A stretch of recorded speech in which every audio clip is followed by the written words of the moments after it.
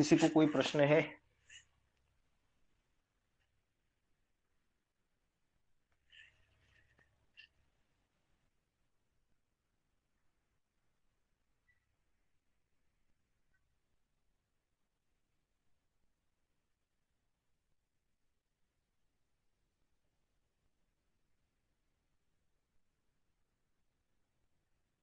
कर्ण ने कौन सी गलतियां की, किसकी वजह से वो मारा गया? द्रोणाचार्य ने कौन सी गलतियां की? दुर्योधन की गलतियां क्या है? ये सारे इसका पॉइंट्स तैयार करो पूरे महाभारत के अनुसार, और फिर उसको ज्ञान से टैली करो कि ये खामियां, ये दुर्योधन, ये दुशासन, ये भीष्म, ये द्रोणाचार्य, ये हमारे अंदर की खामी है। ज्ञान में चलते चलते हमारे से भी ये गलतियां हो सकती है। किसी में सूक्ष्म रूप में ये सारी कुप्रवृत्तियां, ये पाठधारियों में जो अवगुण है, ये अवगुण कुप्रवृत्तियों से हम भरे हुए हैं। इनको मारने की बात है।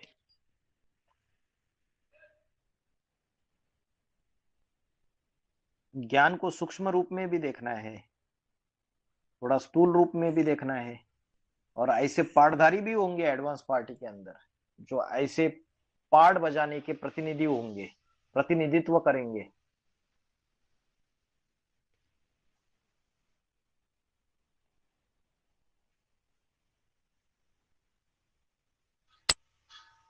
ऐसे गीता जयंती का महत्व क्या है, माना जो अभी आज मधुबन में बताया है कि 22 तारीख को गीता जयंती का प्रोग्राम रख रहे हैं, तो इसके लिए इनविटेशन देना है बाहर के लोगों को।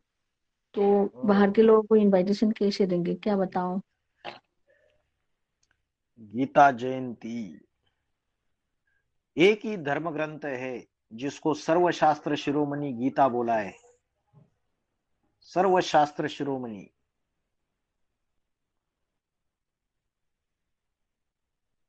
तो जितने भी शास्त्र है उसमें गीता भगवान वाच है, उनको बताइए। और श्रीमद् भगवत गीता का ज्ञान आज सनातन धर्म वाले, हिंदू धर्म वाले भूल चुके हैं। तो स्वयं भगवान ने गीता का ज्ञान दिया है, जिसमें व्यक्तिगत, सामाजिक और राजनीतिक सभी समस्याओं की समाधान है। तो गीता की जयंती मनाई जाती है। जैसे कोई व्यक्ति जन्म लेता है तो उसका बर्थडे मनाया जाता है, वैसे ही जयंती मनाई जाती है। वैसे गीता की भी जयंती, लेकिन गीता को तो आप किताब समझते हो, तो उनको बोलिए कि कभी किताब का जन्म होता है क्या, और मृत्यु होती है क्या? वो तो जड़ है, वो तो अनकॉन्शियस है, वो चैतन्य नहीं है। तो जरूर कोई गीता जो है, वो जरूर कोई व्यक्तित्व है। भगवान ने ज्ञान का गीत गाया, तो वो ज्ञान जब सारे संसार में प्रत्यक्ष हुआ रहेगा, तो वो ज्ञान का गीत जो गाया, जो महिमा की, वो जरूर, जिसकी महिमा की, वो जरूर कोई चैतन्य में है। सच्ची गीता, आज जो गीता है वो खंडित हो चुकी है। अनेक अनेक शास्त्रकारों ने टीका टिप्पणियां की। रामानुजाचार्य ने अपनी व्याख्या की, शंकराचार्य ने अपनी व्याख्या की। शंकराचार्य ने बोला कि आत्मा और परमात्मा एक ही है, अहम ब्रह्मास्मि शिवोहम। माधवाचार्य ने बोला आत्मा परमात्मा अलग अलग है। उसके बाद अष्टावक्र की गीता अलग, लोकमान्य तिलक की गीता अलग, रविंद्रनाथ टैगोर की गीता अलग। तो सबने अपनी अलग अलग गीताओं की व्याख्याएं की है। स्वामी प्रभुपादा की गीता अलग। ढेर सारी इंटरप्रिटेशन हो गई गीता की, तो गीता खंडित हो गई, गीता झूठी गीता हो गई। तो जो सच्ची गीता है वो कौन सी है? जो भगवान ने सुनाई थी ओरिजिनल फॉर्म में। तो आइए आप, हम आपको सच्ची गीता के बारे में बताएंगे। सच्ची गीता कौन है, ऐसे समझाइए उनको। अभी मैंने इतने सारे पॉइंट्स बताए, उसमें से कुछ कुछ पॉइंट्स उठा लीजिए।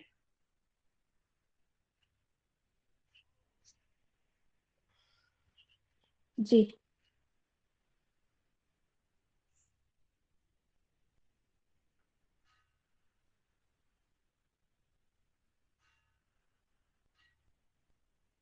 गीता सभी शास्त्रों का माय बाप है।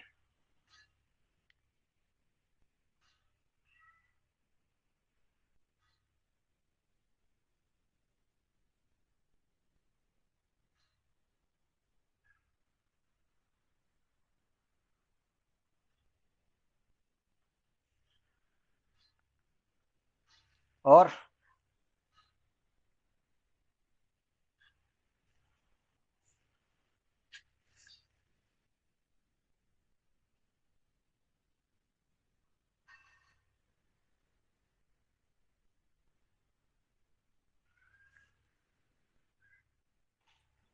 भाई जी, ये जो बोलते हैं कि वेद भी 3 गुणों से पसार होते हैं, वेद बाणी ब्रह्म मुख से जो निकली उसको बोलते हैं वेद बाणी। हाँ जी, तो हम बोल देते हैं 3 गुणों में से पसार होते हैं, हाँ लेकिन जी। ये समझने के लिए कैसे, मतलब थोड़ा उदाहरण देके समझाएंगे कैसे तीन ऐसे गुण? ऐसे है, 3 गुणों से पसार होते हैं। जब ब्रह्मा के मुख के द्वारा डायरेक्ट ज्ञान सुनाया जाता था कराची में, तो सामने वालों को तो ओरिजिनल मिला, ऑडियो कैसेट चली, जिन्होंने ऑडियो कैसेट से सुना उनको भी ठीक ठीक मिला, जिन्होंने सन्मुख सुना उन्होंने तो बहुत बढ़िया मिला। बाद में उनके महावाक्यों में काटछाट की, शंकर के बारे में जो जो पॉइंट्स है वो निकाल दिए। तो मनुष्य ने मिक्सरिटी की या नहीं की, मनुष्यकृत, उसमें काटपीट की, और उसमें से जो महावाक्य है उसमें गलतियां की, कई सारी वानियां छुपा दी, उसमें काटपीट की, कई सारी गलतियां की। ब्रह्मा के मुख से जो वह महावाक्य निकला उनको ठीक से संभाल के नहीं रखा। तो आज की डेट में जो ओरिजिनल वाणी है वो गायब है। और आज अगर आप ब्रह्मा कुमारी की जो मुरली आती है रोज इंटरनेट पे मिलेगी आपको, उसमें तो पूरी काटपीट है, पूरी जो रिवाइज मुरलियां चल रही है, पूरे अपनी अपनी चीजें उसमें डाली हुई है। ऊपर वो स्लोगन डालते हैं, फिर ऊपर वो अपनी अपनी चीजें डालते हैं, लास्ट में भी अपनी अपनी चीजें डालते हैं। तो जो मुख से ज्ञान निकला परमात्मा के, वो भी सतो रजो तमो से पसार हो जाता है शूटिंग पीरियड के अनुसार। उसमें मनुष्य अपनी मिक्सचरिटी कर देते हैं, काटपीट कर देते हैं। समझ में आया? हाँ जी, हाँ जी। एडवांस पार्टी के अंदर भी होता है। बाबा ने बोला ना कि ये एडवांस पार्टी के अंदर भी ऐसी ऐसी ब्रह्मा कुमारियां बैठी हुई है जो वाणी का टुकड़ा छुपाई देती है, ताकि जो ब्राह्मणी है उसकी रिपोर्ट न जाए, सबको पता चल जाएगा। तो बाबा ने जो जो गहरे पॉइंट्स बताए हुए हैं, उन पॉइंट्स को तो AIVV के यूट्यूब चैनल में डाला ही नहीं जाता है, ना ही उसको आध्यात्मिक विश्वविद्यालय के वेबसाइट में डाला जाता है। अष्टदेव के तो सारे पॉइंट छुपाए जाते हैं, और भी कई कई जो गहरे पॉइंट्स है ज्ञान के, उनको सबको छुपाया जाता है।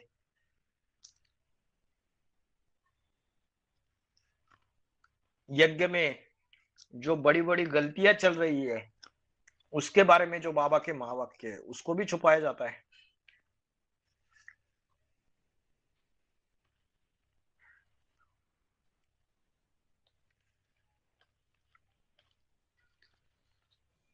तो भाई जी, जैसे संडे को जो भी सिलेक्टेड पॉइंट लगाते हैं, सिलेक्ट कर करके कुमारों के ऊपर या पार्टी, विष्णु, ये पार्टियों के ऊपर, तो ये ऐसा ही मतलब क्लास में जो संडे को चलता रहता है, ये कब तक चलेगा? ये कब तक जो भी। चलेगा? आपको पता है, द्वापर युग से पहले पहले इब्राहिम आया, इस्लाम, फिर दूसरे दूसरे धर्म आए। चंगिस खान ने भी राजाई की, चंगेज खान का साम्राज्य भी फैल गया था।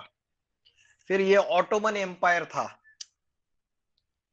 क्रिश्चियंस की राजाई तो बाद में आई। ये ऑटोमन एम्पायर सारी जगह फैल गया था।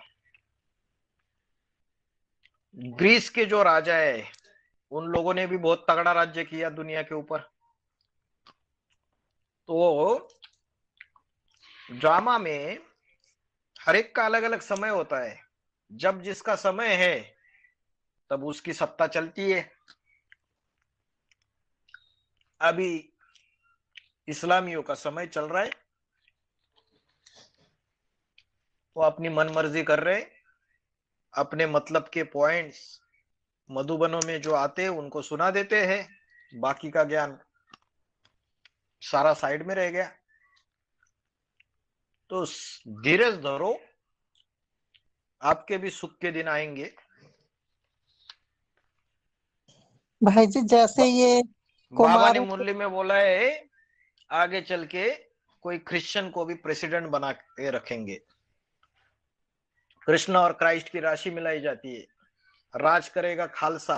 तो किसी ने पूछा राज करेगा खालसा और क्रिश्चियंस को भी प्रेसिडेंट बना के बिठा देंगे, ये दोनों बातें बाबा, इसमें क्या दोनों में समानता है? तो बाबा ने बोला अरे जो जगदम्बा है वो राज करेगा खालसा, उसके माथे के ऊपर चंद्रमा है। चंद्रमा कृष्ण वाली आत्मा है और कृष्ण और क्राइस्ट की राशि मिलाई जाती है। तो बाबा ने बोला सारी दुनिया की बादशाही किसको मिलती है?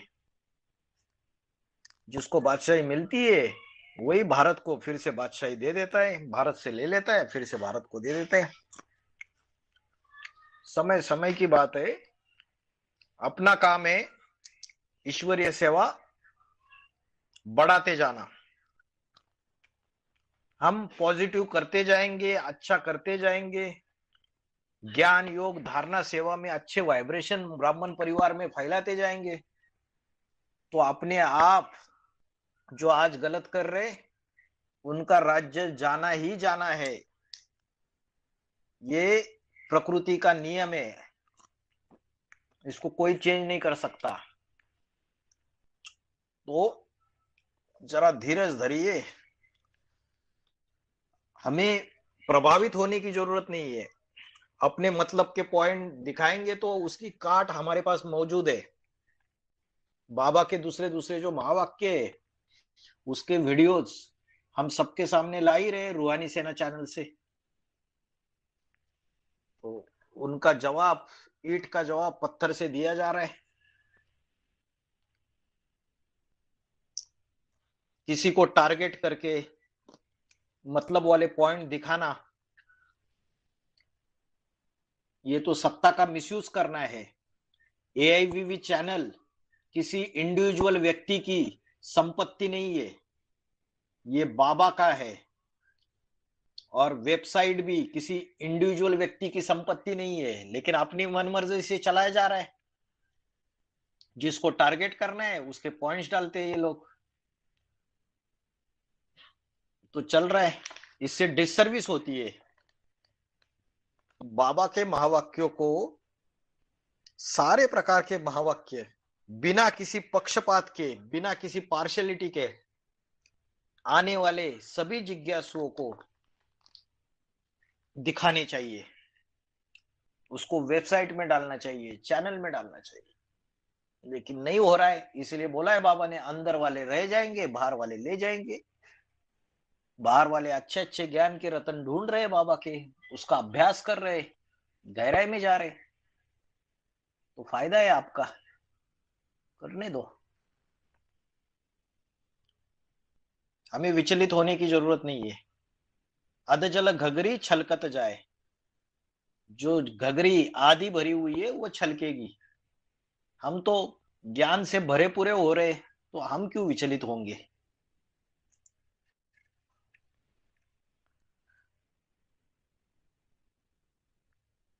भाई जी, जो बाबा बताते हैं ना कामी इस्लामी, तो हाँ। इसमें एक बात आई है जो एडम और ईव की बात आती है ना। तो हम्म। एडम को किसने बरगलाया? बीज का फल खाने के लिए, तो ईव ने, तो इस आधार पर तो जगदम्बा जो है ईव, वो निमित्त बन जाती है ना विकारों को फैलाने के लिए। तो ये हाँ, दोनों में से लेकिन ईव को भी किसने ये बात बुद्धि में डाली? एक बाबा ने मुरली चलाई थी, वो ढूंढता हूं मैं, उसमें बाबा ने बताया जो इब्राहिम है, इब्राहिम, उसका जो बीज रूप आत्मा है, बीज रूप आत्मा कहो, तो उसने ये बात ईव के बुद्धि में डाली, जिसकी वजह से ईव को इच्छा हुई और उसने आदम को बरगलाया। ऐसे बताया था बाबा ने। एक वाणी चली है बहुत डिटेल में, हम लगाएंगे उसको वही शायद 2-3 दिन में। 2640 है भाई जी, मुरली लगाइए उसको कल 2640। 2640 को, बहुत गहराई में जी बताया भाई। उसको। तो इसमें और एक बात बाबा ने बताया है कि जो धुवी घाट की बात आती थी ना, तो धुवी घाट में भी ब्राह्मण बच्चों को बरगा लेने वाला वो तो वही थी, माना गीता माता आदि की जो थी, उसके बारे में माना VCD 2194 में बताया है। तो तब भी बरगला, माना आदि में जो होता है अंत में भी वही होता है। तो बरगा लेने के काम तो वही किए थे, तो अंत में भी वो बच्चों को माना ये कर रहे हैं ना अभी, माना अभी जो भी राजकर एग्रीकल्चर की बात है। उनका काम ही विनाश का है ना, महाकाली का पाठ बजा के विनाश का कार्य करती है। अभी भी कोई भाई लोग पूछते हैं जगदम्बा को, तो उनको बोलती है शादी कर लो, कोई यज्ञ के अंदर की कन्या देख लो और शादी कर लो। कन्याएं जो यज्ञ छोड़ के जाती है वो पूछती है, तो उनको भी बोलते हैं शादी कर लो।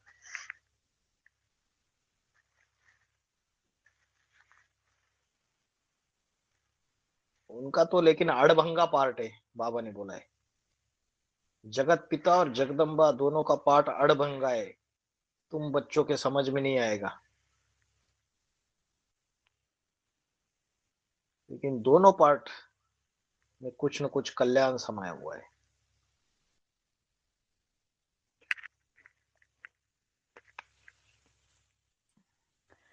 भाई जी, गणेश का पाठ कृष्ण बाली आत्मा ने ब्रह्मा ने बजाया और व्यास का पाठ राम बाली आत्मा ने बजाया। तो ये पाठ उन्होंने कब कब बजाया?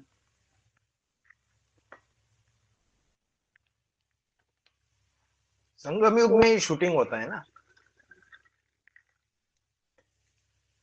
हाँ, ये प्रश्न मेरा भी था भाई जी, कि यज्ञ जो के आदि में भक्ति मार्ग यज्ञ में के जो आदि में यज्ञ के आदि में 2 बजे उठते थे, बाप लिखाते थे और ब्रह्मा बाबा लिखते थे, फिर जाके क्लास में जाके बताया जाता था। तो लिखाने वाला हो गया व्यास सेवक राम, लिखने वाला हो गया ब्रह्मा दादा लेखराज, गणेश का पाठधारी।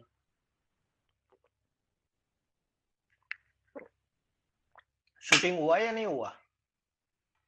जब लिखवाया जाता था जगदम्बा गीता माता के द्वारा, तब तो राम वाली आत्मा थी नहीं। नहीं नहीं, गीता माता के द्वारा कहा, बाप लिखाते थे। अच्छा, शिव सेवक राम की बात है ना। तो सेवक राम वाली आत्मा भी तब नहीं थी ना। नहीं, 42 के पहले होगा ना ये बात। बाप लिखाते थे, फिर 6-7 पेज लिखते थे। नहीं, अगर अगर हाँ, जो 2 माताएं थी उनके द्वारा जो कार्य हुआ था उसकी बात कर रहे हैं ना आप, तो उसमें भी बाबा ने क्या बोला है पता है आपको? बहुत गहरी बात समझाइए। चाहे 1948 में जितनी भी ब्रह्मा के द्वारा मुरली चली, या 2 माताओं के द्वारा जो वाणी जो भी चला, तो जो राम वाली आत्मा है उसका जो सूक्ष्म शरीर है, वाइब्रेशन, उसका जो वाइब्रेशन का शरीर है वो भी साथ में जाता था शिव के साथ साथ। हाँ जी, ये तो सुना है। हाँ, तो जब वो दो माताओं में भी है तो माताओं की बुद्धि थोड़ी है, बाप लिखाते थे और वो लिखते थे, फिर वो क्लास में जाके बताया जाता था।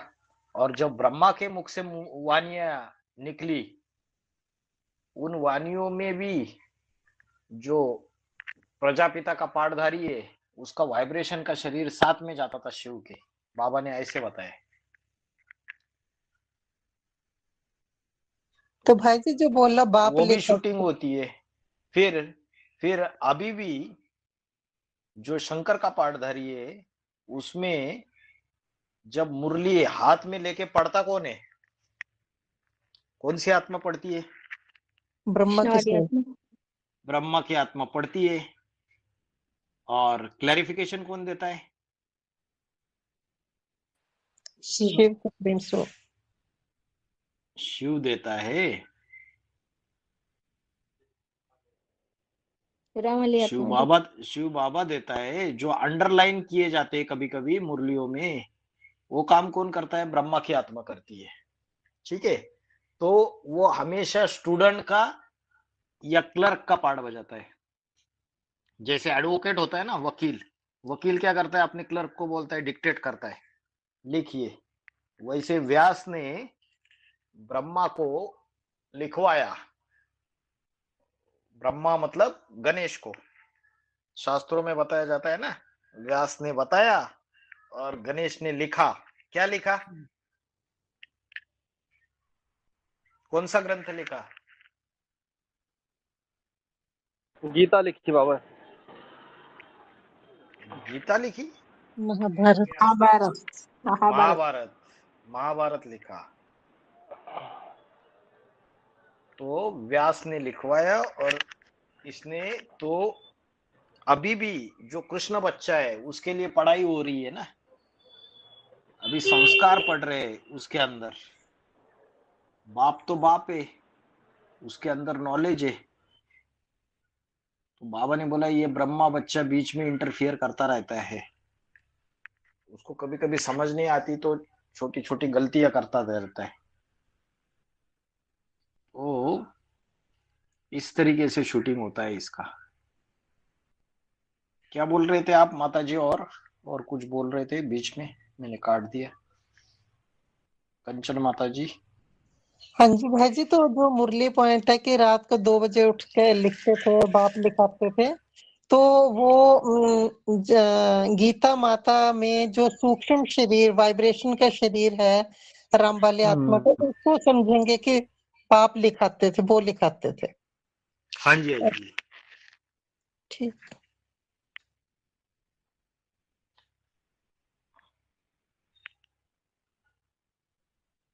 बाबा ने बोला यज्ञ के आदि में तो इतना ज्ञान था नहीं, ये मुरली कब से निकलती आई? बाबा ने बोला कराची से मुरली चलती आई 1948 से।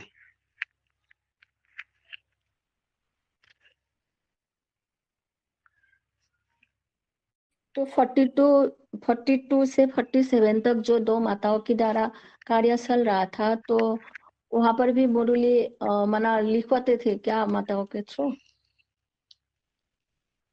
अभी बाबा ने बोला है, लेकिन जो मुरली निकलती आई वो कराची से निकलती आई 1948 से। बाबा ने बोला है कि यज्ञ के आदि में तो सिर्फ गीता ज्ञान चलता था। अभी वो क्या ज्ञान था उसके अंदर, वो तो सारे गायब है ना, वो सारी चीजें। जो पीयू की आदि में तो बानी, गीता पीयू की ज्ञान बानी चलता था। थी। और बाद में बोला 48 से मुरली, कराची से मुरली चलती आई। ये मुरली का महावाक्य है। मुरली कहाँ से निकली? कराची से मुरली चलती आई बोला। तो ब्रह्मा बाबा चले गए थे, तो 48 में जब आए 300-400 सारे इकट्ठा उधर कराची के बंगले में, तब से मुरली चलना चालू हो गई।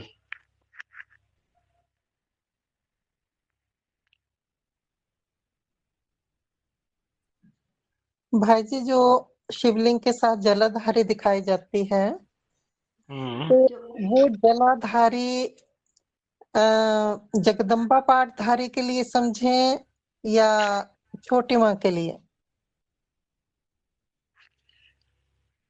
बहुत सूक्ष्म में जाएंगे तो छोटी माँ के लिए, और थोड़ा सा स्थूल में जाएंगे तो जगदम्बा के लिए।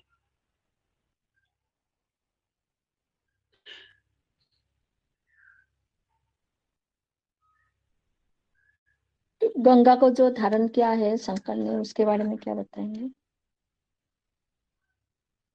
गंगा ज्ञान गंगा है ना। भागीरथ ने तपस्या की और गंगा आकाश से उतरी, स्वर्ग से उतरी और शंकर की जटाओं में समा गई। तो ब्रह्मा बाबा ने शरीर छोड़ने के बाद जो राम वाली आत्मा यज्ञ में आई, तो उसने तपस्या की नहीं क्या? 69 से लेके 76 तक तपस्या की, ज्ञान का मनन चिंतन मंथन किया, और जो ज्ञान गंगा थी वो उसके बुद्धि रूपी जटा में उतरी 76 में एडवांस नॉलेज के रूप में। बाकी दूसरे किसी के बुद्धि में वो एडवांस नॉलेज नहीं आई 76 के पहले, उसके बुद्धि में आई। तो इस तरीके से गंगा को धारण किया। यही प्रश्न पूछ रहे थे या कुछ और पूछ रहे थे? मना अगर हम जगदम्बा, छोटी माँ और गंगा तीनों को ले सकते हैं ना, तो गंगा भी तो आई थी ना यज्ञ के आदि में, मना 76 के बाद जो वहां से कार्य चल रहे थे ना कंपिल से, तब तो गंगा भी आई थी ना। तो किसमें गंगा ले ने सकते जितने हैं ज्ञान गंगा को? उठाए थे। हाँ, गंगा को किसमें ले सकते हैं? मना यज्ञ के आदि में जो ज्ञान गंगाएं हैं, तो नहीं वो जैसे तो बड़ी समझ माँ ने गया, भी लेकिन आप बोल रहे हो जगदम्बा को भी ले सकते हैं, छोटी माँ नहीं को भी ले सकते हैं, किसमें ले मना, सकते हैं? जो नदियां है, ज्ञान की नदियां, इसमें। क्योंकि बड़ी माँ के बारे में भी तो बाबा बताते हैं ना, जगदम्बा के लिए वो जैसे मुरली मना पहले पहले ज्ञान देते थे 83 के बाद, तो उनसे एक तो पालना मिली नहीं थी ना। अभी ज्ञान की नदियां, अभी आपका प्रश्न क्या है? मेरे को नहीं समझा, क्या प्रश्न है? मेरे जो आपने प्रश्न बोला ना है, शंकर ने गंगा को धारण किया, इसका अर्थ पूछा ना आपने। जी, मैंने गंगा कोई तो प्रैक्टिकल आत्माएं होंगे ना। हाँ चैतन्य में होगी, दोनों प्रकार के अर्थ है ना। एक मैंने सूक्ष्म अर्थ बताया, फिर थोड़ा और स्थूल में जाएंगे तो धारण किया मतलब आप उस तरीके का अर्थ, अगर आप जलाधारी से तुलना कर रहे हो क्या उसकी? नहीं, नहीं ना। हाँ नहीं की। तो कोई कन्या भी है जिसने ज्ञान को पहले पहले धारण किया है, जो एडवांस ज्ञान निकली है, उसको सतो प्रधान अवस्था में समझा है सबसे पहले पहले, लेकिन है तो वो सन्यासी। तो सन्यासी होने की वजह से पूरी तरीके से बाप के पाठ को समझ नहीं पाई, इसलिए आज भी उसका पाठ डिक्लेयर होने के बावजूद आज भी वो यज्ञ में नहीं आई है।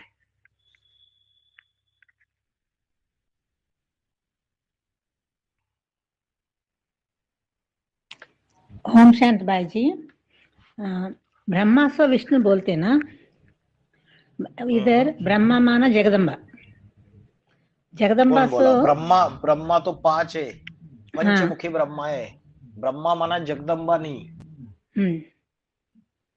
5 ब्रह्मा है। ब्रह्मा सो विष्णु सबसे पहला ब्रह्मा है, परम ब्रह्म। परम वो ब्रह्म, परम वो ब्रह्म है राम वाली आत्मा, क्या वो पहले पहले ब्रह्मा सो विष्णु बनता है। वो क्या है भाई जी, ने समझ में, ब्रह्मा सो विष्णु माना कैसे बनते माना विष्णु माना नारायण, सिंपल नो तरीके विश से। नो विश एट ऑल, वो स्टेज आने का आते हैं ना तब बोलते हैं। विष्णु माना नारायण माना संपन्न अवस्था। अभी शंकर की जो अवस्था है वो तपस्या में बैठा हुआ है ना, जी तो शंकर जो है तपस्या में बैठा है, जब वो संपन्न बन जाएगा तो वो विष्णु की अवस्था है या नारायण की अवस्था है हर एक विष्णु ब्रह्मासु विष्णु बनेगा, पांचों ब्रह्मासु विष्णु बनेंगे। विष्णु माना नो विश एट ऑल बोलते हैं, फिर आप नारायण भी बोल रहे हैं ना, नारायण माना ज्ञान जल में सदा रहने वाला को बोलते हैं। No wish at all Vishnu माना ही नारायण। विष्णु बनता कैसे है? नारायण और लक्ष्मी की भुजाएं बन के विष्णु बनता है। और आप बोल रहे हो कि नारायण का अर्थ है ज्ञान जल में नारायण आयन सदा ज्ञान जल जिसका घर है। तो संगम युगी स्वर्ग की बात है ना। संगम युगी स्वर्ग में क्या ज्ञान गायब हो जाता है उसका? सतयुग में ज्ञान गायब हो जाएगा। उसके अंदर ज्ञान भी है और 100% ज्ञान का प्रकाश के वलय है उसके। लक्ष्मी नारायण को ज्ञान के प्रकाश के वलय दिखाए जो संगम युगी लक्ष्मी नारायण है। ओम शांति भाई जी, एक मुरली का पॉइंट है। बाबा ने मुरली में कहा है जब आत्मा गर्भ में प्रवेश करती है तो जब चाहे वो बाहर आ सकती है और जब चाहे अंदर आ सकती है, तो ये कैसे संभव है? आत्मा जब गर्भ में प्रवेश करती है तो जब चाहे बाहर आ सकती है। वाइब्रेशन जैसे राम वाली आत्मा का वाइब्रेशन का शरीर ठीक है, 1942 के बाद ब्रह्मा के इधर जाता है और उधर मुरली शिव के साथ प्रवेश करके मुरली चलाता है। वैसे ही जो वाइब्रेशन का शरीर है वो पूरी तरीके से उधर से कट नहीं हुआ रहता है। वो वाइब्रेशन जुड़े रहते हैं पुरानी दुनिया से। धीरे धीरे धीरे धीरे बालक जब बड़ा होता जाता है ठीक है। तो यहाँ उसके वाइब्रेशन इस दुनिया में लग जाते हैं। अच्छा, वाइब्रेशन जाते हैं, लेकिन जिसके वाइब्रेशन अच्छे नहीं है तो वो भी जाते हैं? छोटे बच्चे के वाइब्रेशन, वो तो पुराना एक्सीडेंट हो गया, पुराना शरीर छोड़ दिया तामसी, अभी ठीक है, नया शरीर ले लिया।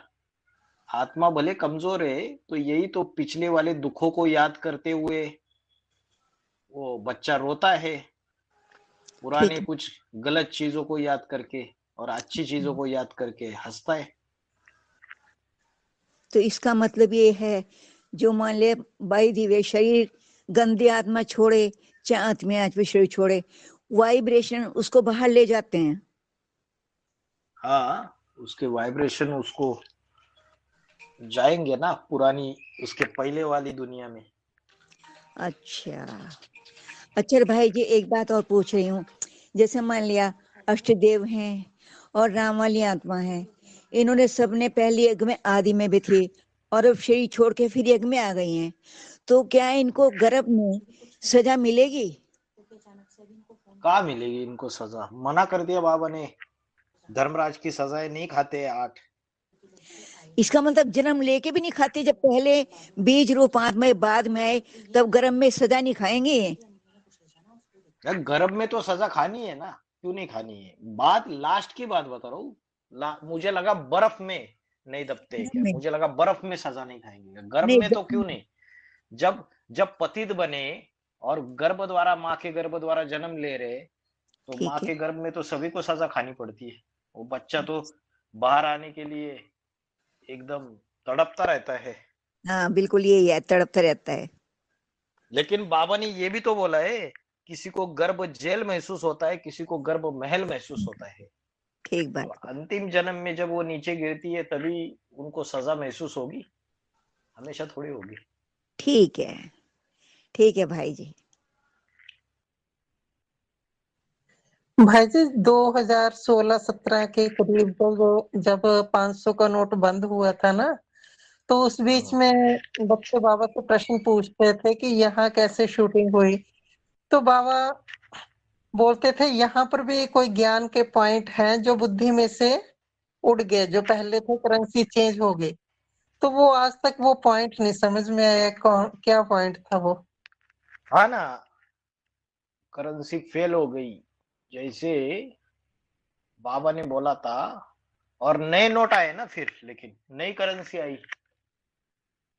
हाँ पुराने जी, वाले फेल हो गए तो 2016 में पहली बार बाबा ने ये क्लैरिफिकेशन दिया कि सोमनाथ में जो शिवलिंग बना हुआ है उसमें जो लाल पत्थर है उसमें जो हीरा जड़ा हुआ है, पहले बताते थे वो हीरा शिव है, हाँ जी। और 2016 में उसका क्लैरिफिकेशन पहली बार दिया कि जो राम वाली आत्मा ही जब संपन्न बनती है तो वही हीरा है, क्योंकि बाबा ने बोला शिव ना पूज्य बनता है ना पुजारी बनता है। तो ये नया नोट आए, पुराने नोट बुद्धि से निकल गए, फेल हो गए। और वो जी जो रविंद्र भाई है कलकत्ता का, जो सालों साल से ज्ञान में चल रहा था, वो इसी पॉइंट से टूट गया। बोलता है कि बाबा तो राम वाली आत्मा तो अपनी बड़ाई कर रही है, शिव को गुम कर दिया, और ये अपना अपना, और इस पॉइंट के आधार से वो टूट गया पूरी तरीके से। सालों साल सहयोग दिया, फिर इस पॉइंट पे टूट गया। भाई जी, एक और पॉइंट है, हम उस पॉइंट को लेके अनिश्चय बुद्धि नहीं है, लेकिन समझ में नहीं आया कि ये अनिश्चय बुद्धि भी हुए हैं। जो बाबा ने मुरली में बोला, पहला रथ, दूसरा रथ, तीसरा रथ। तो अगर वैसे हम गिनते हैं तो बाबा का दूसरा रथ है, राम बाले आत्मा का, शिव सुप्रीम सोल ने लिया। लेकिन तीसरा रथ जब बोलते हैं तो वो अभी क्लियर नहीं हुआ कि किस हिसाब से बाबा समझा रहे थे। वो तो अव्यक्त संदेश में आया था वो पॉइंट, है ना।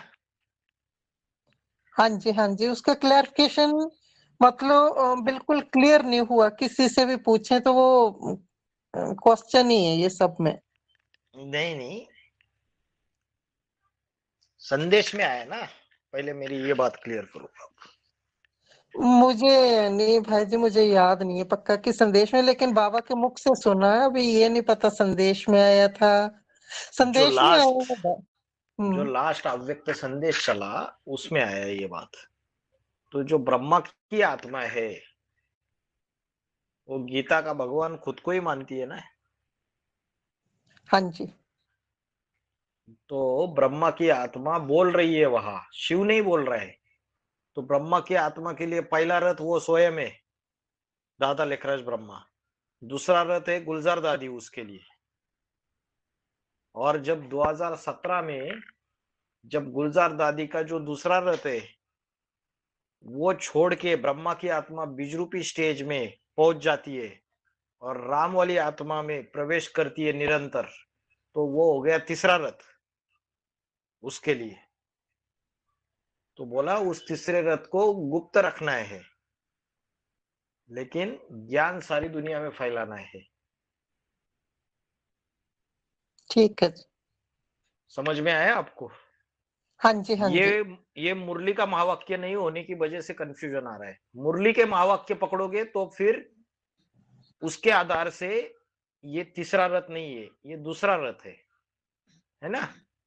हाँ जी, हाँ, तो यहाँ कंफ्यूजन होता है। वो ब्रह्मा ने चलाई हुई गुलजार दादी में जाके लास्ट अव्यक्त संदेश या अव्यक्त वाणी वो चेक कर लीजिए, तो उसके हिसाब से वो आत्मा बोल रही है।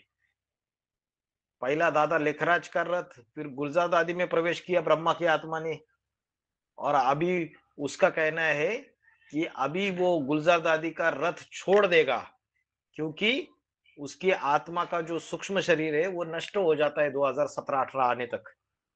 फिर वो बीज रूपी अवस्था में जिस राम वाली आत्मा में एडवांस पढ़ाई पढ़ रहा है वहां जाके वो निरंतर रहना चालू कर देता है। इसलिए बाबा ने बोला कि संवत 111 राम वाली आत्मा जो है वो तो बन जाती है 100% स्टेज उसकी। तो जो कृष्ण वाली आत्मा है वो राम वाली आत्मा का शरीर यूज करना चालू कर देती है। शरीर पूरा वही यूज कर रही है उसका। आज की डेट में पॉइंट है, आपको भेजूंगा मैं 2018 के बाद। तो राम वाली आत्मा तो अपनी हाईएस्ट स्टेज में बैठी हुई है। कृष्ण वाली आत्मा जो पार्टनर है उसका 50-50% वाला, उसने शरीर का कब्जा ले लिया है। तो इसलिए वो बोलता है जो तीसरा रथ है उसको गुप्त रखो। अरे यज्ञ के आदि में भाग कौन गया बताओ आप मुझे। सेवक राम भागा था क्या? नहीं, ब्रह्मा बाबा। ब्रह्मा भागा ना। तो अभी कौन भागा बताओ। ब्रह्मा बाबा ही भागे। हाँ, उसने उस शरीर का पूरा कंट्रोल ले लिया। आपको पॉइंट दिखाऊंगा मैं। राम वाली आत्मा तो अपनी हाईएस्ट इसमें चली जाती है, उसका तो शरीर है ही नहीं, वो बच्चे को दे देती है कर यूज। उसने तो अपना लगा दिया पूरा, और वो बच्चा जो है वो सामना नहीं कर पाता है, गुप्त हो जाता है, भाग जाता है। यज्ञ के आदि में, आदि स्वांत, यज्ञ के आदि में भी भागता है, अभी भी भागता है। कल्याणकारी है सब कुछ, लेकिन बता रहा हूँ कैसे टैली होता है। हम सिर्फ शरीर को देखते हैं ना, फिर आत्मा को भी देखना है। ओम शांति भाई जी, यज्ञ के आदि में तो कराची चले गए थे, बट अभी क्या कहेंगे, भाग गया मतलब कैसे? अभी भी ऐसे ही होगा, आपको बता रहा हूँ। अभी बोला ना बाबा ने, मथुरा छोड़ के द्वारका चले गए। आप अगर 2018-19 की वाणी सुनेंगे ना, तो बाबा ने बोला, अरे जो गोपिकाएं है ना, वो गोपिकाएं सारी कान्हा के प्यार में ये हो गई, और कान्हा उनको छोड़ के कहा चला गया? अभी वो चला गया दूर द्वारिका में, वहां जाके उसने अपनी नगरी बसा ली। तो द्वारिका कहाँ है? समुन्दर के पास है ना, समुन्दर में है ना। हाँ जी। तो यज्ञ के आदि में कराची के यहाँ बंगला लिया था, तो अभी भी जब 27-28 में भारत पाकिस्तान, यज्ञ के आदि में 47-48 में भारत पाकिस्तान, हिंदू मुस्लिम जब बंटवारा हुआ भारत पाकिस्तान, तब हिंदू मुस्लिम खून की नदियां बही। अभी भी हिंदू और मुस्लिम में 27-28 या 28-29 तक गृह युद्ध होगा, सिविल वार्स होंगे, खून की नदियां बहेगी, और उसी का फायदा मिलेगा। बाप जहां गुप्त जैसे यज्ञ के आदि में कराची में बनाया, तो अभी स्वर्ग का मॉडल कहा था यार? वो तो मॉडल था। जो स्वर्ग की राजधानी स्थापन कहाँ होती है? अभी तो प्रैक्टिकल में होना है ना, जो बाबा ने बताया कि अरे कहाँ होती है? यमुना के कंठे पर बोलते हैं। हाँ, यमुना के कंठे पर, हाँ जी। दिल्ली में यमुना के कंठे पर। तो ऐसा समय आएगा कि वो स्थान ऐसा रहेगा जहां बाप और बच्चे, 8 की राजधानी पहले पहले स्थापन हो जाएगी। धीरे धीरे धीरे धीरे सुखधाम का फाउंडेशन पड़ेगा, और धीरे धीरे दूसरी आत्माएं उसमें ऐड होती जाएगी नंबरवार।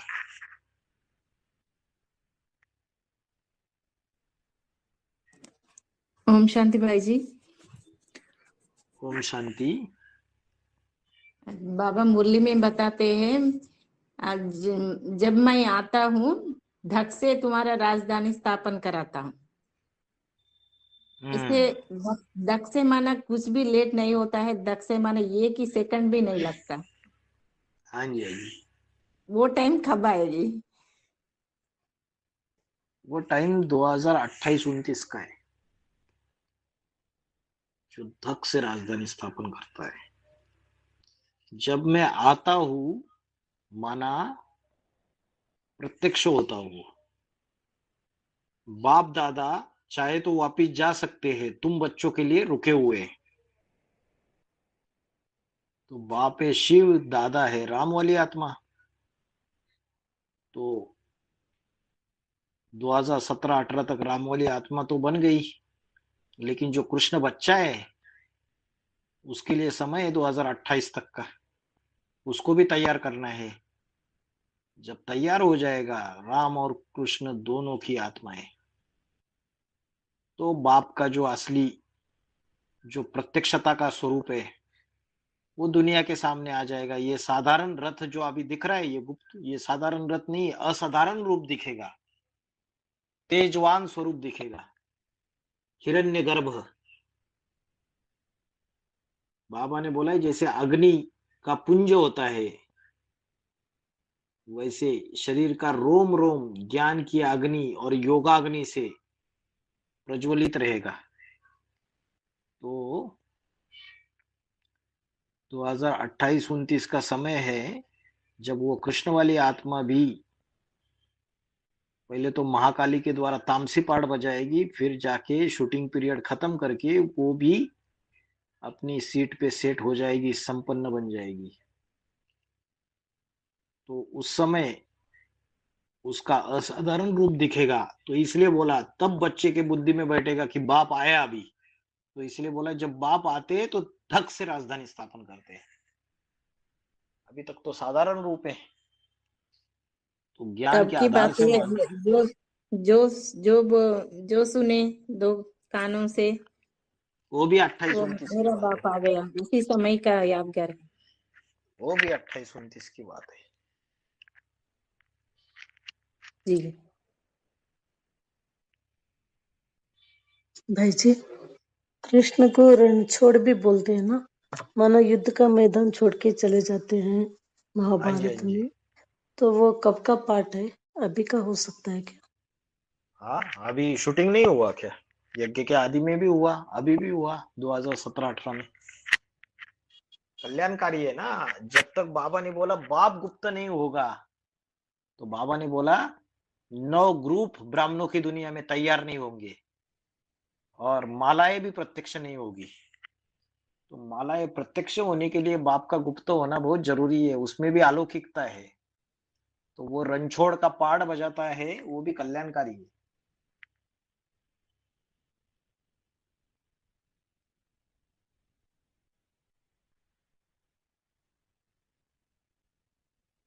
घर में बाप जब तीर्थ यात्रा पे चला जाता है या साइड में चला जाता है कहीं, तो घर के बच्चे सारे आपस में लड़ झगड़ के बंटवारा कर लेते हैं ना। जी। तो फिर पता चल जाता है कौन कैसा कौन क्या सबकी।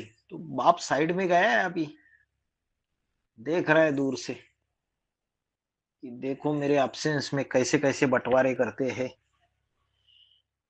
जब तक 9 कुरी के ब्राह्मण, उनके 9 ग्रुप स्पष्ट दिखाई नहीं देंगे, 8 राजाइयां स्पष्ट दिखाई देगी, 9 ग्रह आपस में टकराएंगे, ब्राह्मणों की दुनिया में महाभारी महाभारत ग्रह युद्ध होगी और मालाएं तैयार हो जाएगी। उसके लिए बाबा का साइड में जाना है। अपने अपने सेक्शन के ग्रुप तैयार हो गए तो बाबा को इजी हो गया। जो जो अलग अलग सेक्शन ने जो मन के तैयार कर दिए, जो ढेरिया है, उनको एक स्नेह के धागे में उठा के पिरो देगा, बस सबको इकट्ठा कर देगा, इजी हो जाता है। युक्ति है ड्रामा में।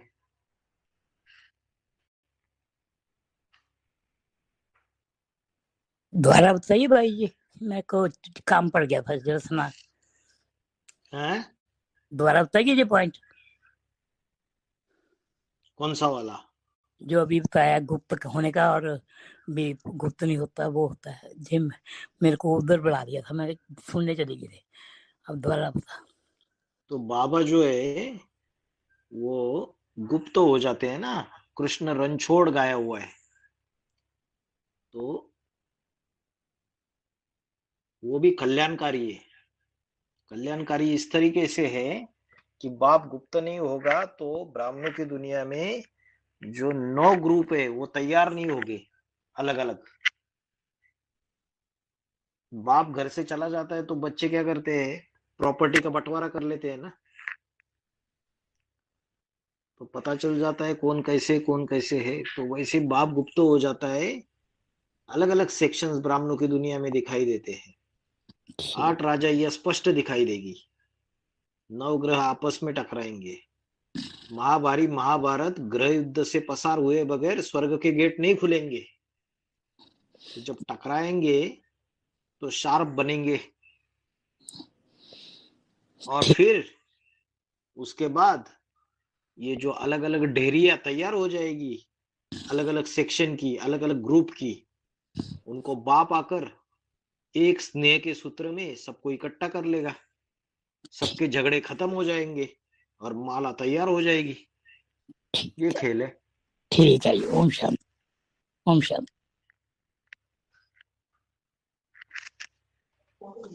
भाई जी, ये जो अष्टदेव पाठधारी और रत्न पाठधारी जो हैं, तो इनके अंदर जो कम कला वाले नारायण नंबरवार प्रवेश करते हैं अपने अपने धर्म के, तो ये किसके लिए समझे? जो विजयमाला से सहयोगिनी शक्तियां आएंगी इनके, उनकी, या रुद्रमाला में ही इनकी सहयोगिनी शक्तियां होंगी जिनमें कम कला वाले नारायण प्रवेश होंगे? जैसे आपने बताया था ना कि रतन रतन की सहयोगिनी शक्ति जो माता के रूप में साकार में होगी, उसमें भी कम कला वाला नारायण प्रवेश होगा। तो वो सहयोगिनी शक्ति रुद्रमाला में होगी जैसे राम वाली आत्मा के साथ जगदम्बा पाठधारी थी, या विजयमाला से आती? नहीं नहीं, जगदम्बा पाठधारी में प्रवेश करता है ना कृष्ण की आत्मा, वैसे ही रुद्रमाला के अंदर जो सहयोगिनी शक्ति है उसकी बात है। जी भाई जी ओम क्रांति। ये ओम क्रांति। हम लोगों ने अभी तक समझा कि 8 जो अष्टदेव हैं उसमें बाबा ने बोला कि 4 जो है और 4 विजयमाला के और रुद्रमाला के दोनों होंगे।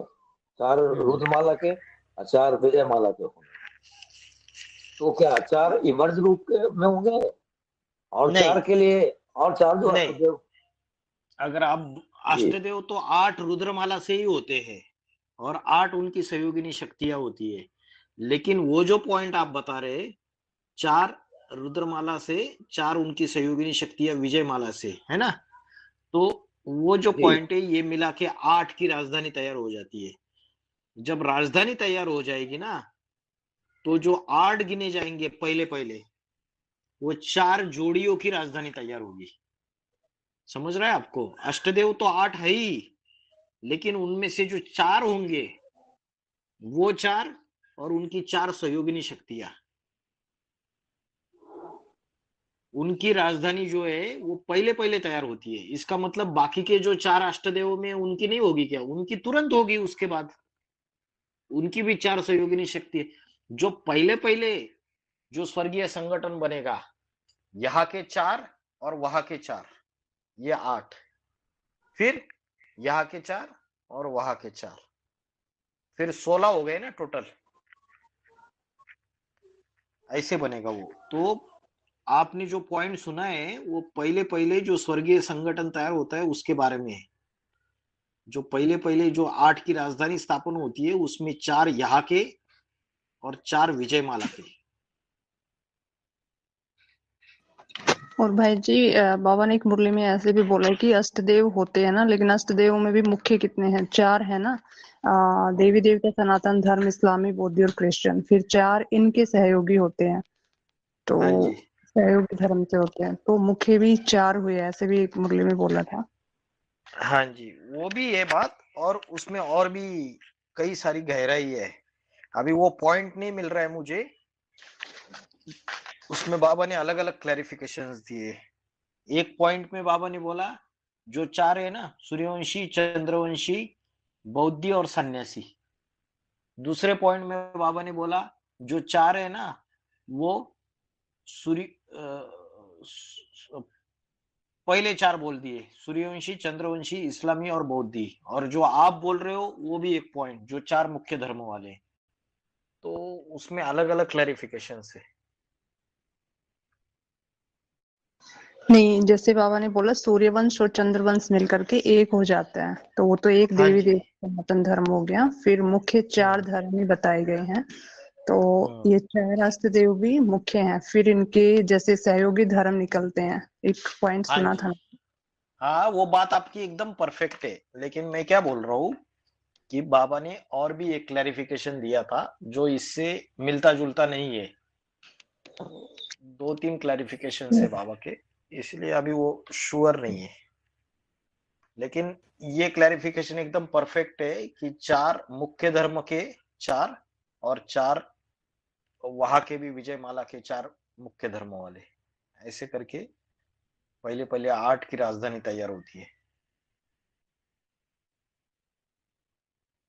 अच्छा भाई, ये एक चीज पूछना था, जो मतलब रुद्रमाला का और विजयमाला का पहला मड़का का जो है, वो जो होते हैं 12, वो कभी उसका मतलब पक्का सूर्यवंशी होते हैं क्या? उसका धर्म कभी परिवर्तन नहीं होता है ना? जो विजयमाला के 12 है वो नहीं, तो वधु पक्ष है। हम्म वो तो वधु पक्ष है। और जो रुद्रमाला के पहले 12 है वो वर पक्ष है। तो वधु जो चंद्रवंशी है वो जब शादी करके वर के पास आ जाएगी तो वो भी सूर्यवंशी हो जाएगी। जैसे वधु का जो कुल होता है जब वो नीचे कुल की होती है और वर हमेशा ऊंचे कुल का होता है। जब शादी हो जाती है तो उसका कुल जो लड़के का कुल है वही उसका कुल बन जाता है। तो आज की डेट में वो चंद्रवंशी है। अच्छा, हाँ, आज की डेट में वो चंद्रवंशी है, लेकिन जब वो आएगी राम वाली आत्मा और उनके ग्रुप से उनका ग्रुप मिलेगा तो यहाँ उनको ज्ञान मिलेगा गहरा, और रुद्रमाला के मन को उनकी पवित्रता मिलेगी। तो ज्ञान मिलने से वो भी सूर्यवंशी बन जाएगी, समान बन जाएगी इनके। बाबा ने बोला जो जोड़ा बनेगा ना वो समान पुरुषार्थी का होगा। मतलब जो नारायण का पुरुषार्थ है उतना ही पुरुषार्थ लक्ष्मी का होना चाहिए, इसलिए उसको अर्धांगिनी बोला है। जो जोड़े बनेंगे वो समान पुरुषार्थ के अनुसार। अभी रुद्रमाला के अंदर जो मन के जैसी सेवा कर रहे, ज्ञान योग धारणा सेवा में आगे जा रहे, वैसे ही उनका पुरुषार्थी होगा विजयमाला के अंदर। Same to same, same capacity, same capabilities, same विशेषताएं, सेम सारी चीजें होगी उनके अंदर। बस उसके अंदर ज्ञान की कमी होगी, पवित्रता ज्यादा होगी। इसके अंदर ज्ञान ज्यादा होगा, पवित्रता कम होगी, लेकिन पुरुषार्थ दोनों का सेम होगा। भाई जी, जो बाबा बोलते हैं ना कि आगे चलकर युगलों की महिमा होगी, तो एक युगल हो जाएंगे ना, रुद्रमाला विजयमाला के पेयर बनेंगे, और एक होंगे जो आपकी रुद्रमाला में पति पत्नी दोनों ज्ञान में चलते हैं। तो ये बाबा जो बोलते हैं महिमा होगी आगे चलकर युगलों की, तो ये किनके लिए बोला? वो जो रुद्रमाला विजयमाला के युगल है उनके लिए, या अभी जो प्रेजेंट टाइम में है वो? दोनों, दोनों नहीं, तीनों।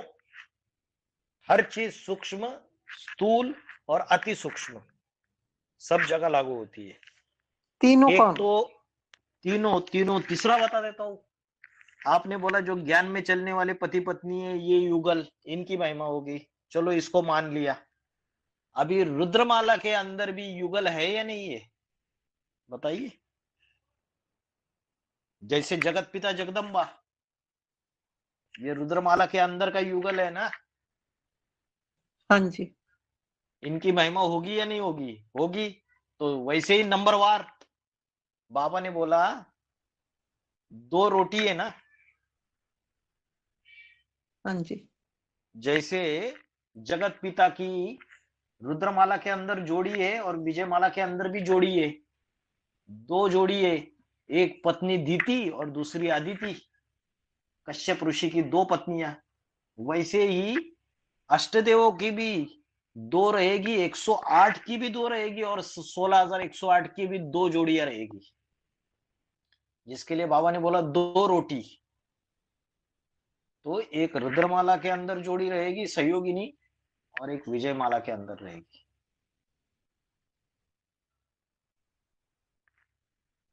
उनकी भी महिमा होगी। जो रुद्रमाला में है, जो रुद्रमाला के बच्चे हैं सभी राज परिवार के ले रहे हैं ना आप 16,000, तो जो राज परिवार की आत्माएं हैं उनके लिए बोला कि उनके भी युगल मतलब सहयोगिनी शक्ति कोई होगी, प्रजा वर्ग के नहीं।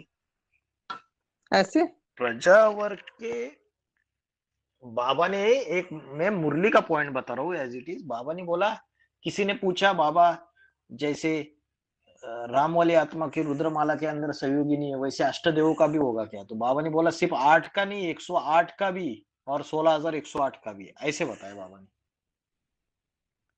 मतलब जो राज परिवार में आने वाले भारतीय उनके भी सहयोगिनी शक्तियां, उनके भी सहयोगी समान पुरुषार्थी इधर अंदर भी बैठे हुए रुद्रमाला के अंदर। नहीं तो हर आत्मा को पता चलेगा? 100% पता चलेगा। पहले 8 को पता चलेगा, फिर 108 को पता चलेगा, फिर 1000 को पता चलेगा, 101% पता चलेगा। चलना ही चलना है। समय आने पर अपने आप सारी चीजें क्लियर होती जाएगी। अभी ऐसे ही गुंताड़े भिड़ाने की जरूरत नहीं है। वो जो मोमेंट आएगा उस समय सब कुछ रील घूमेगी, सारी चीजें क्लियर होती जाएगी। पहले सबसे सबका पहले अपने सीट पे सेट होना। जब तक सीट में सेट नहीं होगा वो मन का, मेरा पाठ माला में कितना नंबर का है, जब तक उसको ये नहीं पता चलेगा तब तक उसको अपनी सहयोगिनी शक्ति भी पता नहीं चलेगी।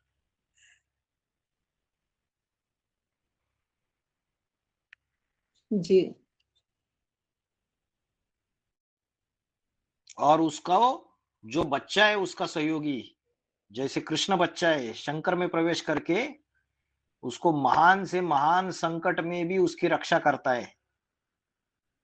तो वैसे हर एक आत्मा को मेरा वो बच्चा कौन सा है जो सतयुग में जन्म लेने वाला है, वो बच्चा उसका सबसे ज्यादा सहयोगी होगा संगम युग में।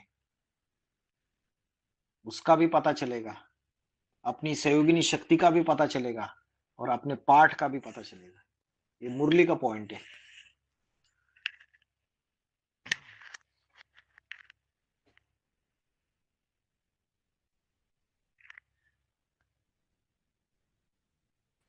भाई जी, ऐसा संगम युग में सहयोग नहीं सकने बोले तो अभी स्त्री या पुरुष, वही स्त्री या पुरुष आता है सहयोग नहीं करने वाला, नहीं तो ये युग में स्त्री और वो टाइम में पुरुष के रूप में सहयोग करते हैं। बच्चा अभी तो बोल रहे रुद्रमाला के अंदर जो माताएं है उसमें से भी पुरुष है। दिखने के लिए माताएं या कन्याएं दिखती है लेकिन है अंदर से पुरुष स्वभाव संस्कार वाले। और बोले तो रुद्रमाला के अंदर कोई भाई लोग ऐसे हैं देखने के लिए पुरुष दिखते हैं, है स्वभाव संस्कार कन्या माताओं जैसे। अभी कुछ नहीं समझेगा। बोले तो अभी पुरुष भी हो सकता या स्त्री, लेकिन वो टाइम में सहयोग बनने वाला बच्चा बनते हैं, है ना? कौन से टाइम में क्या बोल रहे हो? आपने अभी बोला ना बच्चा भी सहयोग के रूप में सहयोग देते बोल के। हाँ, वो बच्चा तो सूक्ष्म शरीर में होगा ना, वो तो प्रवेश करके सहयोग देगा, ऐसा फिजिकल नहीं। ओके।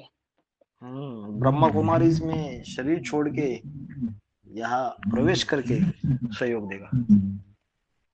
सबका ऑर्गन्स भी चेंज हो जाएंगे बस। है सबका ऑर्गन्स भी चेंज हो जाएगा। जो विजयमाला के जो उससे वहां से जो सहयोगिनी शक्ति होगी, यहाँ रुद्रमाला से जो पुरुष चोला होगा या स्त्री चोला होगा, तो फिर बाबा ने लक्ष्य दिया है नर से नारायण।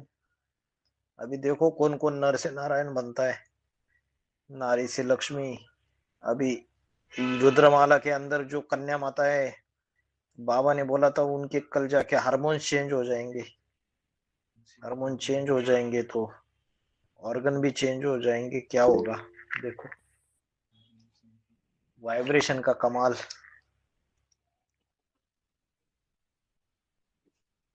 ओम शांति। ओम शांति भाई जी। ओम शांति। बाबा कहता है कि ड्रामा हूबहू रिपीट होता है, इसमें जरा सा भी फर्क नहीं आ सकता। और दूसरी ओर बाबा कहता है पुरुषार्थ अनुसार, तो ये कंट्रडिक्शन नहीं हुआ? कंट्रडिक्शन जरा भी नहीं है, क्योंकि आपको पता ही नहीं है कि क्या हुआ था ड्रामा। जब आपको पता नहीं है तो आपको पुरुषार्थ करना है, और आपने इसलिए आप पुरुषार्थ करोगे। और पुरुषार्थ कर उसको पता है क्योंकि वो त्रिकालदर्शी है, तो उसको पता है कि वो हूबहू रिपीट होता है। लेकिन बच्चों को पता नहीं है ना जी कि क्या ड्रामा हुआ था। ये बात इसीलिए आपको पुरुषार्थ करना है, और आप पुरुषार्थ करोगे तो जो पिछले कल्प में ड्रामा हुआ था वही, अगर आप नहीं करोगे तो पिछले कल्प में भी जैसे ड्रामा हुआ था वैसे ही होगा। मतलब पुरुषार्थ तो करना ही करना है। ज्ञान मिलने के बाद अगर हम ये बोले कि नहीं अपने आप बनी बनाई बन रही, अब कुछ बननी नहीं, ड्रामा तो हूबहू रिपीट होने वाला है। मैं बैठ जाती हूँ, किचन का खाना अपने आप मेरे पास आ जाएगा, आना है तो पिछले कल्पों में मैंने खाया होगा तो अभी भी खा लूंगी। नहीं, आपको पुरुषार्थ करना पड़ेगा, सब्जी खरीदनी पड़ेगी मार्केट से, आटा मारना पड़ेगा, रोटियां बनानी पड़ेगी और खाना खाना पड़ेगा थाली में डाल के। और वही पिछले कल्प में हुआ था। क्वेश्चन क्योंकि और है आपको ज्ञान मिला है, उस ज्ञान के आधार से अपना अच्छा से अच्छा भाग्य बनाना नहीं बनाना इसकी चॉइस है। क्योंकि आप मनुष्य हो, मनुष्य के पास बुद्धि है, बुद्धि का वरदान होने के पास आपके पास चॉइस रख दी परमात्मा ने। ऐसा करोगे, इतना करोगे तो अष्टदेव में आओगे, और चलो उतना नहीं कर सकते, इतना कर सकते हो तो 108 में आओगे। अरे चलो उतना भी नहीं कर पा रहे हो तो 1000 में आ जाओ। अरे उतना नहीं कर रहे हो 16108 में आ जाओ। चलो 4.5 लाख में तो ले ही लूंगा आपको। तो उसने आपके सामने रख दिया, अभी आपको चॉइस करना है कि मुझे कितना पुरुषार्थ करना है, तन मन धन समय संबंध संपर्क कितना स्वाहा करना है, कितनी बाजी लगानी है। जितना पुरुषार्थ करोगे वैसे ड्रामा बनेगा और वो हूबहू रिपीट होता रहेगा। आपको पता नहीं है क्योंकि पिछली बार कितना किया था। नहीं। आपके पास चॉइस है, लेकिन आप जी करने के लिए 108 में आने का भी पुरुषार्थ, जैसे अभी ज्ञान के अनुसार क्लियर है जी कि आपने संगीत कुर्सी कभी खेला है क्या? म्यूजिकल चेयर जी कंपटीशन, जी उसमें कुर्सियां रहती है और सारे भागते रहते हैं। जी अभी जी जितनी कुर्सी है उससे एक्स्ट्रा लोग रखते हैं, कुर्सी एक कम रखते हैं, फिर एक एक ड्रॉप हो जाता है। वैसे जी बाबा ने क्लियर कर दिया बच्चों को कि 2018 तक 8 सीट पे सेट हो जाते हैं अष्टदेव, और 2028 तक 108 सीट पे सेट हो जाते हैं। अभी 2023 का लास्ट चल रहा है, 5 साल हाथ में, 2024, 25, 26, 27, 28। जी अगर आज की डेट में भी कोई संकल्प करे और जी जान लगा के पुरुषार्थ करे तो वो 108 की माला में 2028 तक आ सकता है वो आत्मा। जी तो भाई उसके जी पास चॉइस है, और जी वो चॉइस जैसे यूटिलाइज करेगा अपनी बुद्धि का इस्तेमाल करके, वैसे ही उसका बनने वाला है कल्प कल्पांतर। जी भाई जी। एक क्वेश्चन और है भाई जी। अभी अभी आपने आत्मा के बारे में, रिवर्स के बारे में बात की है कि जब आत्मा दूसरे जन्म में जाती है तो वो प्योर होती है, लेकिन मुरली में बाबा ने बोला कि जिस समय आत्मा ऊपर से आती है तब वो प्योर होती है।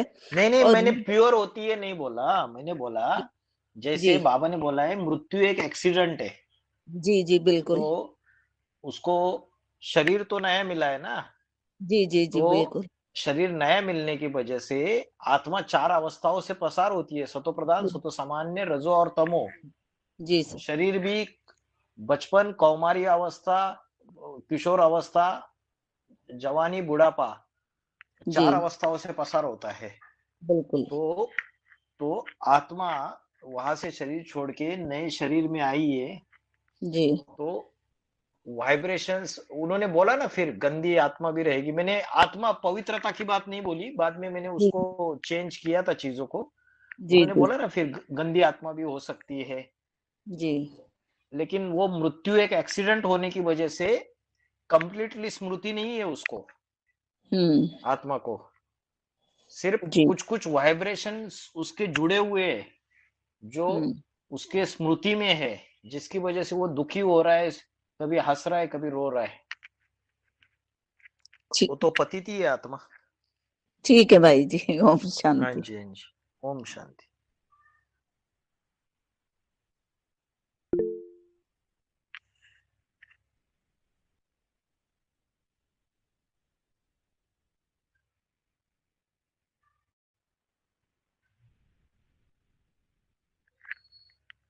और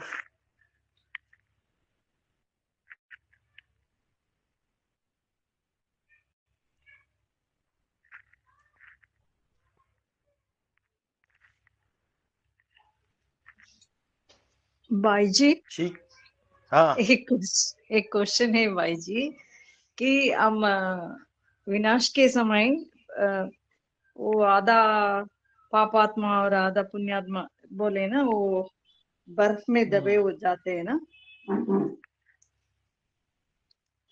बाबा ने बोला है विनाश के समय आदि पापात्माएं बचेंगे, आदि पुण्यात्माएं बचेंगे। तो ओ आधा पापात्माएं रुद्रमाला के मन के 2.25 लाख और पुण्यात्माएं विजयमाला के मन के 2.25 लाख। तो उसके बाद क्या होता है भाई जी?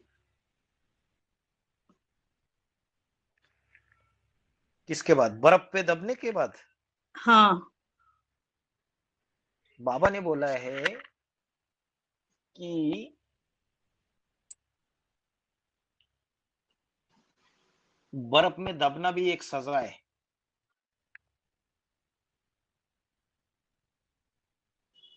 तो जितनी सजा खाएंगे उतनी वो हाईएस्ट परमधामी स्टेज मिलेगी आत्मा को।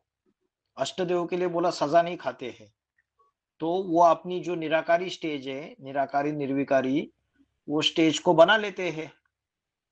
लेकिन बाकी की आत्माओं की कुछ न कुछ देहाभिमान रह जाता है। 100% निराकारी निर्विकारी स्टेज नहीं बनाती है पुरुषार्थी जीवन में। तो कुछ न कुछ जो देहाभिमान रह जाता है, तो उसके लिए उनको बर्फ में दबना पड़ता है। अभी किसी का समझो 99% अवस्था बन गई और 1% देहाभिमान रह गया है, तो उसको 2-3 दिन के लिए बर्फ में दबना पड़ेगा। तो दब के जो सजाएं खाएगी तो वो भी कट निकल जाएगी। और वो 100%, बाबा ने क्या बोला, पहले सूक्ष्म वतन में सभी आत्माओं को जमा करता है ना, फिर परमधामी स्टेज में लेके जाता है। तो सूक्ष्म वतन में माना सूक्ष्म स्टेज की बात है, हाईएस्ट परमधामी स्टेज नहीं है। कुछ न कुछ देहाभिमान रह गया है। सूक्ष्म वतन के ऊपर है परमधाम। तो सूक्ष्म वतन का मतलब ये है कि 100% परमधामी अवस्था नहीं बनी है आत्मा की, पूरी निराकारी निर्विकारी निरंकारी। कुछ न कुछ बॉडी कॉन्शियसनेस है। अभी जिस आत्माओं का 5% है उसको और ज्यादा दबना पड़ेगा। जिसका और ज्यादा है, जितना पद कम उतना उसको बर्फ में दब के सजाएं खानी पड़ेगी। सजाएं खानी पड़ेगी और उस सजा खाने से आत्मा की जो देहाभिमान की कट है वो उतरती जाएगी। ऐसे नहीं उतर रही है ना, समझो बीमारियों से नहीं उतरी, बाकी के जितने भी संगम युग में पुरुषार्थ करना है, धक्के खाने धर्म के, उससे नहीं उतरी। तो लास्ट के लिए मार्जिन दिया है। तो ऐसे उतारो और परमधामी अवस्था में पहुंच जाओ। तो जो प्रजा क्वालिटी की आत्मा है उनको ज्यादा टाइम लगेगा। किसी को 2 महीने लगेंगे, किसी को 4 महीने लगेंगे, किसी को 6 महीने लगेंगे, किसी को 1 साल भी लग सकता है। बाबा ने बोला है 2036 से लेके 2076 तक, ये 40 साल धीरे धीरे धीरे धीरे ये जड़ जंगम प्रकृति जो नेचर है इसका भी परिवर्तन होगा। क्योंकि मकान तोड़ने के बाद कितना मलबा तैयार होता है डिमोलिशन करने के बाद। तो वैसी सारी सृष्टि का विनाश होगा। तो योग बल के वाइब्रेशन के आधार से जो हरी भरी नई धरती, प्रकृति के 5 तत्व उस वाइब्रेशन से सतोप्रदान होते जाएंगे। और यहाँ से जो आत्माएं धीरे धीरे वो जब अपनी परमधामी अवस्था है तो अपना शरीर फिर से धारण करते जाएंगे। बर्फ हटती जाएगी उनसे नंबरवार, और वैसे वैसे प्रकृति का चेंजेस होते जाएंगे।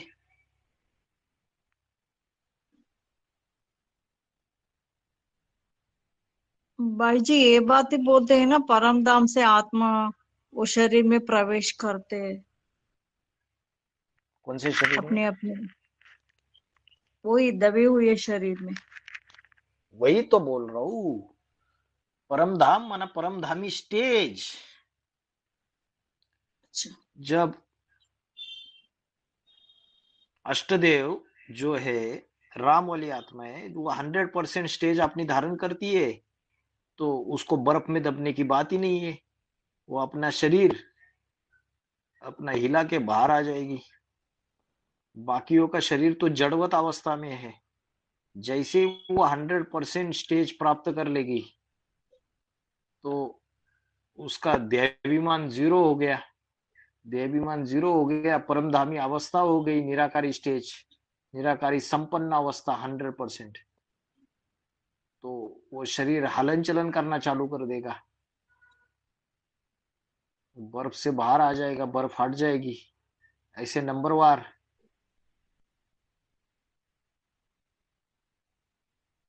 शरीर भाई जी जड़वत पड़े रहेंगे बर्फ के नीचे। जैसे ही आत्मा अपनी 100% स्टेज धारण करेगी, शरीर में चैतन्यता आके वो बर्फ हटती जाएगी।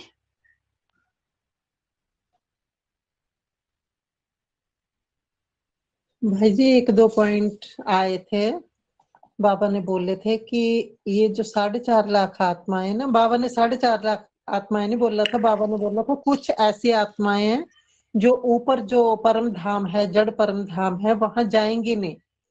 तो वो 4.5 लाख आत्माओं की बात है ना कि ये हाँ जी, जड़ में 4.5 लाख के जाती लिए बोला था। हाँ, 4.5 लाख के लिए बोला था, सही बात है, 4.5 लाख के लिए बोला था। उनकी स्टेज की बात है ना, परमधामी स्टेज की बात। 100% निराकारी स्टेज, ये परमधामी स्टेज है। सिर्फ मैं आत्मा ज्योति बिंदु स्वरूप हूं।